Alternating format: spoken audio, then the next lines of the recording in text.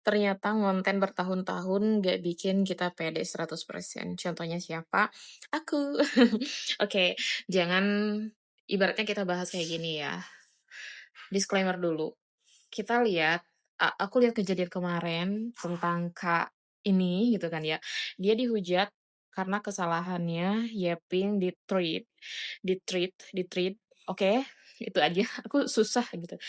Nah, tapi melebar ke mana-mana dan ujung-ujungnya ngebahas, apa namanya tuh, filter TikTok yang bikin dia makin kena hujat gitu kan ya.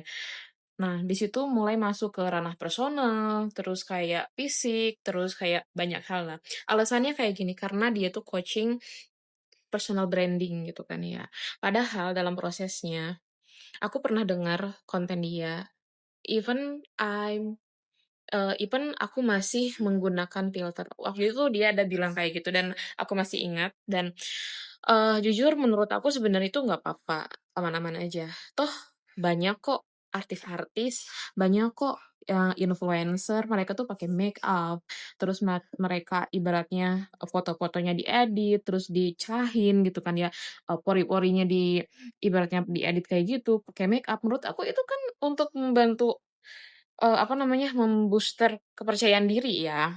Jadi otomatis sebenarnya hal-hal yang seperti itu boleh-boleh aja, nggak apa-apa, aman-aman aja gitu loh. Kamu mau pakai juga nggak apa-apa, mau enggak juga nggak apa-apa. Kalian pasti punya rasa titik nyaman sendiri di depan kamera kan, dan itu tuh nggak bisa sekali, 2 kali gitu kan.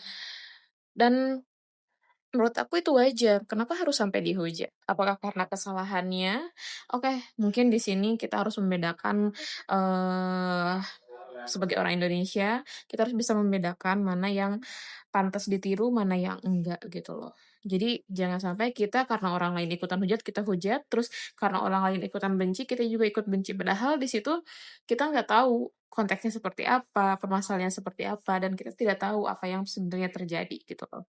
Dan sebenarnya dengan aku berpendapat seperti ini juga, aku nggak mendukung siapapun, karena menurut aku ini opini aku pribadi gitu. Oke, let me say you, let me see you, let me oke, udah gitu doang.